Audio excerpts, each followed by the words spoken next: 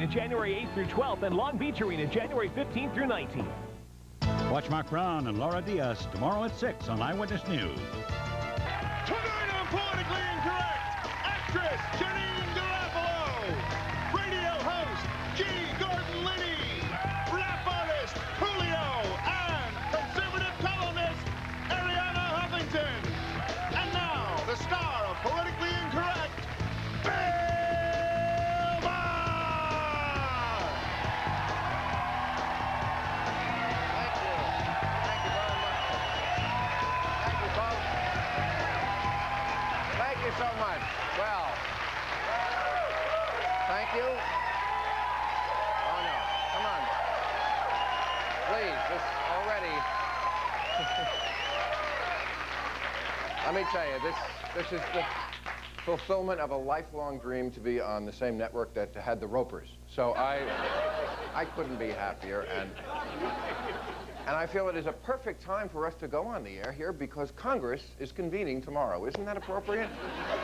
They're coming back into session after a long break where we missed them. And they have vowed, this is their agenda, they said they're going to cut taxes, tame Medicare spending, and balance the budget. And they are confident they can do it all without waking Strom Thurmond. So, I think...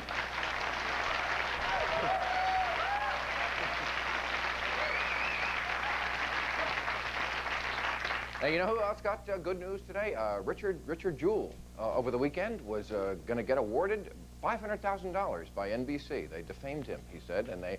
Yeah, I know that sounds like a lot of money, but his initial demand was the spot after Seinfeld. So...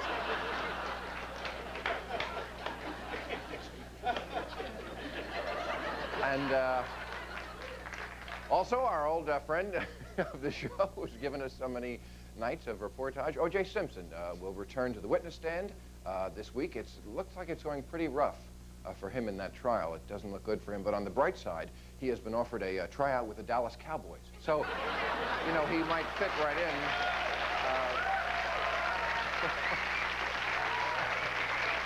Yeah. The Cowboys got knocked out of the playoffs yesterday. Not only that.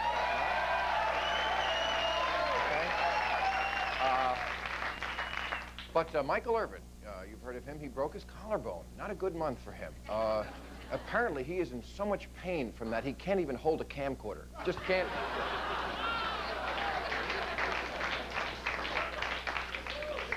And finally, did you hear this story? Disneyland. Now, we are very close to Disneyland. Very close here on ABC.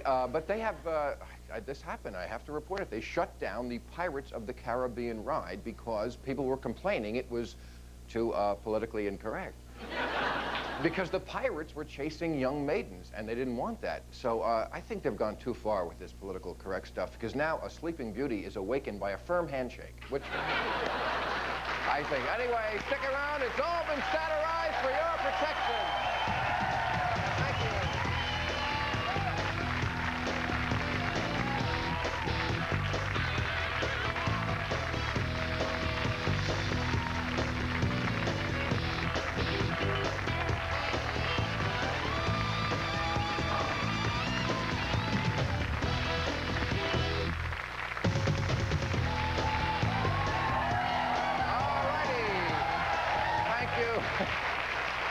Welcome to our very first panel here on ABC. She is a writer, lecturer, syndicated columnist, and founder of the Center for Effective Compassion. She certainly has it for me, Ariana Huffington.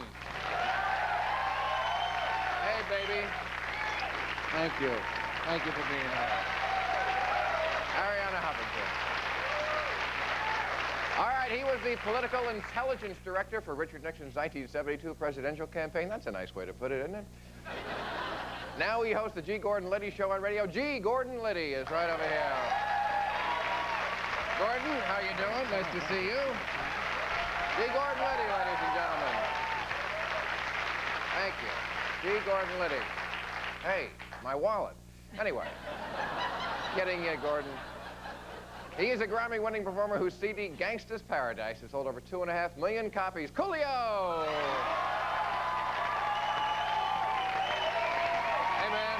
Thank you for coming. Appreciate it. And finally, she is a comedian and the star of movies and television. Her new film is Romy and Michelle's high school reunion. She's Generation X's most cynical, sex nimble, and she's always a woman to me. Janine Garofalo, right on there. Hey, darling. Thank you. Okay. Well, thank you. What a wonderful panel. And we must say, Roseanne was supposed to be on the first show. She is sick and couldn't make it, so she'll be here on the 27th of this month. Now, as far as the first issue goes, I was hoping on our first show here on ABC we would find something that would crystallize political incorrectness, since that is the name of our show. I hoped it wouldn't have to do with the people who are now signing my paycheck, but it does.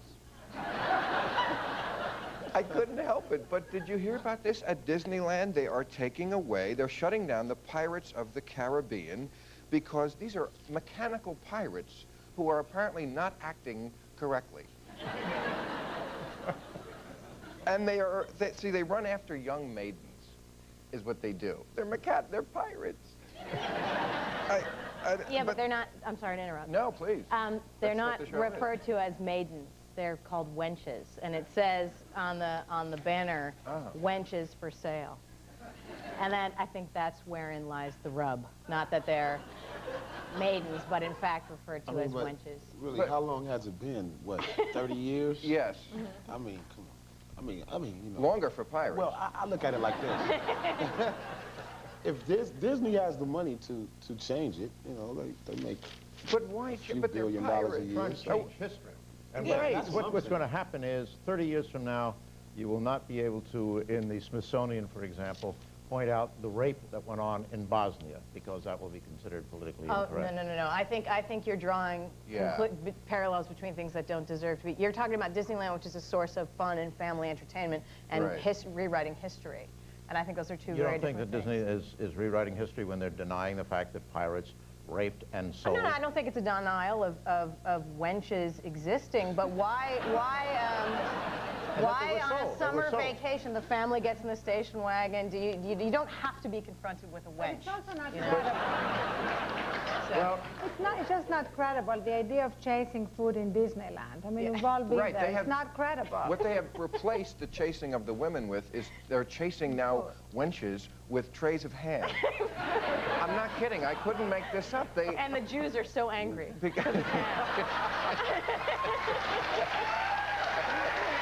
Well, but you know who is angry? Cynthia Graff, who's head of the Costa Mesa-based Lindora Medical Clinic, a weight control clinic. So now it's against obese. I mean, it's just.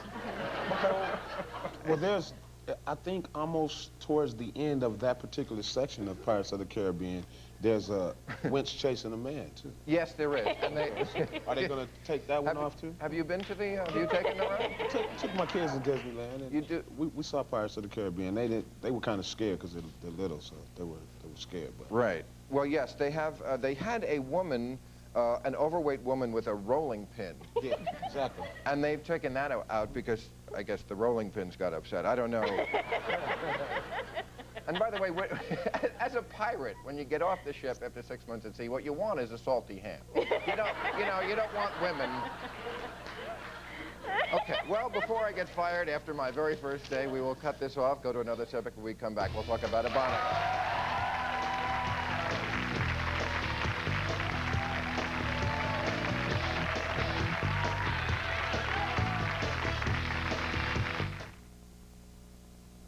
Politically Incorrect with Bill Maher, brought to you by Genuine Chevrolet. Hey, help me figure this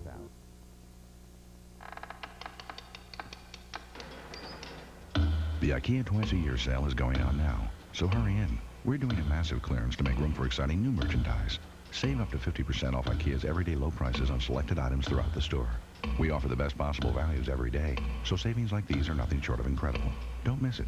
It's a perfect chance to get out of the house if all that holiday togetherness is getting on your nerves.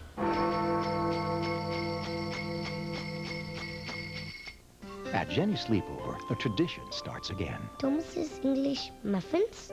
Wait till it tastes. With golden nooks and crannies, just like Mr. Thomas made them over 100 years ago. Homemade. Very homemade. Thomas's English muffins. Did you know a certain burger has 28 grams of fat? Another one has 39 grams? A great sandwich doesn't have to have all that fat. Now our most popular sandwich, the 6-inch low-fat turkey sub, only $1.99. Fill up, not out at Subway. If you'd like to be a member of our studio audience in Hollywood, call 213-852-2655. Okay, we're back with our esteemed panel. Now, for those of you who are joining us, I've never seen before, what we try to do every night is basically talk about whatever people are talking about. And for the last couple of months, we've been off what people have been saying, at least the last month when this became an issue. Everybody says to me when I see them on the street or in a bar, wherever I am, Ebonics. People are into this Ebonics thing. They find this just, and I guess it is fascinating. If you don't know the history of it, what happened was in Oakland, the school board in Oakland passed a resolution which said a number of inflammatory things, or seemingly inflammatory, among them that black English, which they call Ebonics, is not slang but a separate language, and that students could be taught what they say in their primary language, which is Ebonics, and English.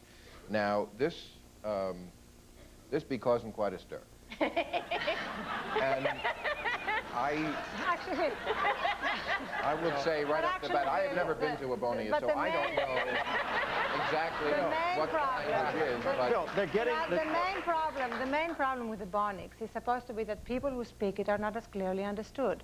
Now, I have never had a problem not being clearly understood. In fact, I am living proof that you can be completely incomprehensible and make a living on TV. Right. Indeed. Nor am I alone. I mean, many people in this country. Henry Kissinger, Secretary of State, completely incomprehensible, heavy German accent. Dr. Ruth, a sex expert. Arnold Schwarzenegger. I mean, do I need to go on? People can speak Ebonics and still make it. Well, first of all, it does not have the characteristics of a language. A language is something that is completely incomprehensible to somebody who does not understand it. And if you speak standard English, you can make out about 80% of black dialect. And if you're in the joint for 5 years with mostly black people, you can get about 100% of it, as I have learned to. But that's not... That's not the problem. The problem Interesting point of view. The problem is not the Ebonics. Yes. The problem is Valley Girl. That's sweeping the country. Have you noticed that no one ever says anymore that he said and then I said? They said, he goes and I'm like. That's Valley Girl. And that's bad English. And we ought to do something about it. That's before you went into jail. Yeah, that was when you were in jail, Jordan. You missed that.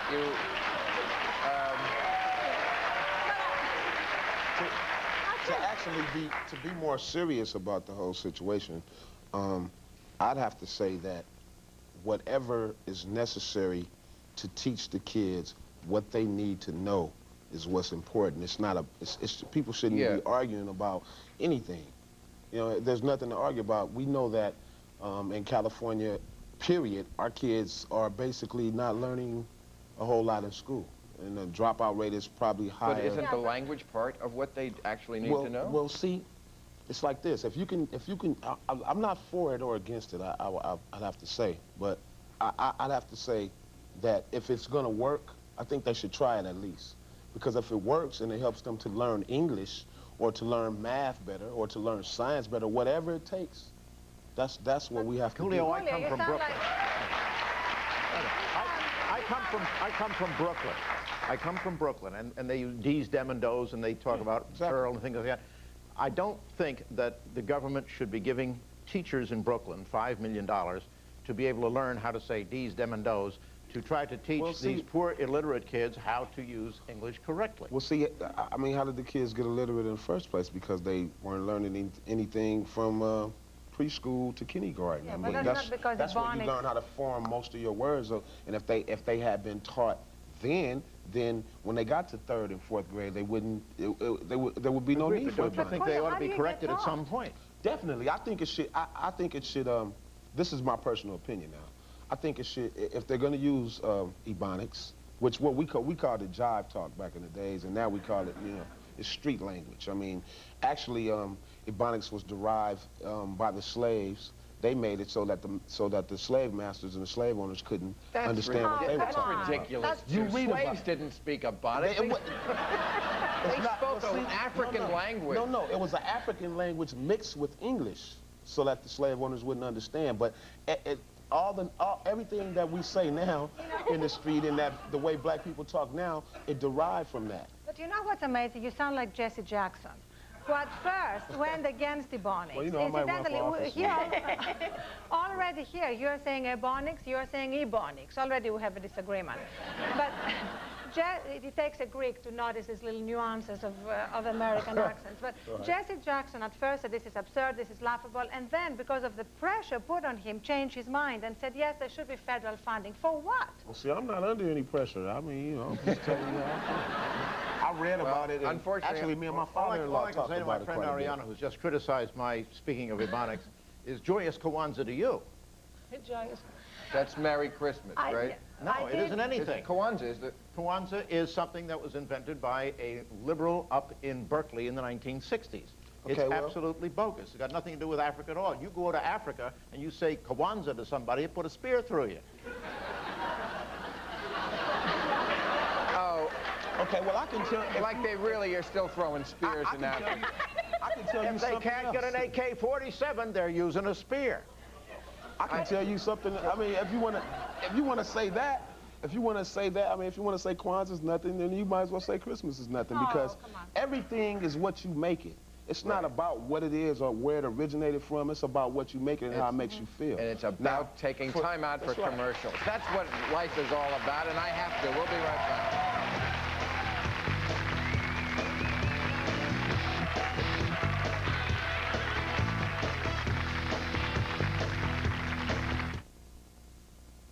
It's not surprising that for all the different tastes that people...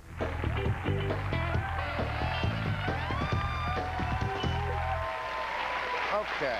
All right. You know, a couple of months back, Gordon, you had a very controversial statement when the militia stuff was happening, and you said something about how if they break in, you should shoot for their heads, and you're talking about killing federal cops.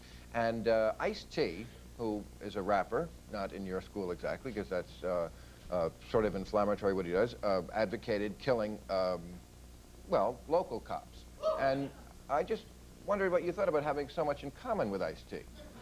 Well, what I said was that when the Bureau of Alcohol, Tobacco, and Firearms, who are federal, you're correct about that, as is often their wont, come smashing in, unannounced, shooting, you've got a choice.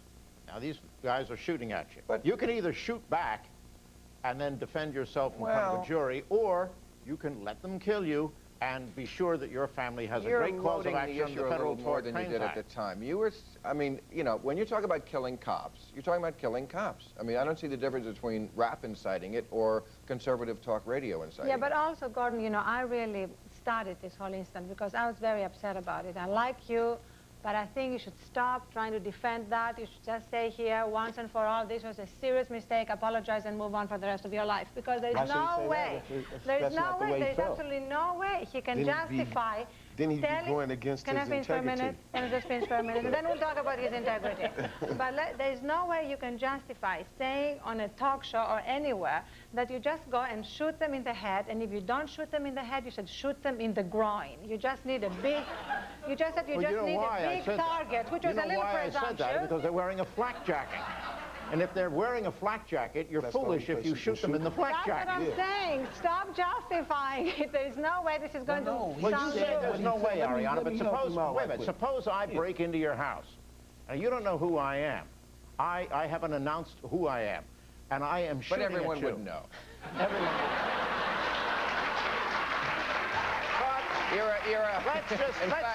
Let's just when it comes to breaking in, who's more famous about it? There you go. So let's say I get back in government work. Let's say I get back in government work, and I am shooting at you. Now, I think you value your life enough, Ariana, to shoot back if you were able to do so. Now, I don't know whether you know how to shoot. You may or you may not. I know you have less respect for me now because I don't know how to shoot, but I have to tell the truth. But it's not the first time that talk show hosts have been speaking like that. Jack Baker was speaking like that against the Clintons, and you had that loony who actually started shooting bullets at the White House. So things happen. So I am now responsible for something that was done by someone who was listening to someone else. No, but I think words matter.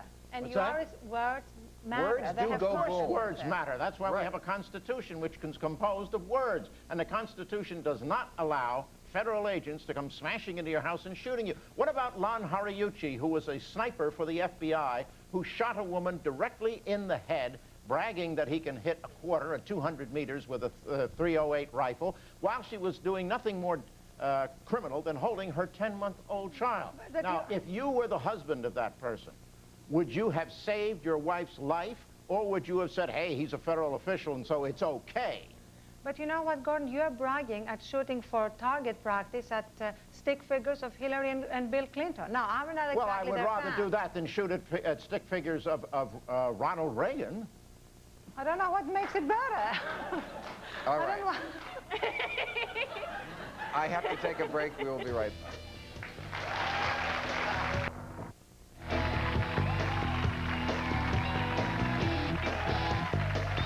Okay, join us tomorrow. I guess it'll be James Carville, Scott Thompson, Alfre Woodard, and Kellyanne Fitzpatrick. And we have a little time. We were talking about how words incite your words on talk radio and rap music. In your world, I mean, rap music does incite. Also sets off my car alarm when they play it real loud. What about, I mean, you know, I've always, you know, I talk about this with different people all the time. You are more influenced by what you see than what you hear. Because I can say something all day, and if I don't show it to you, you might not be able to really grasp what it is I'm trying to get you to envision. Okay. But if I show it to you in a movie, if I show you violence, if I show you killing, if I show you how it's done, don't you think that's more inclined? You're watching ABC.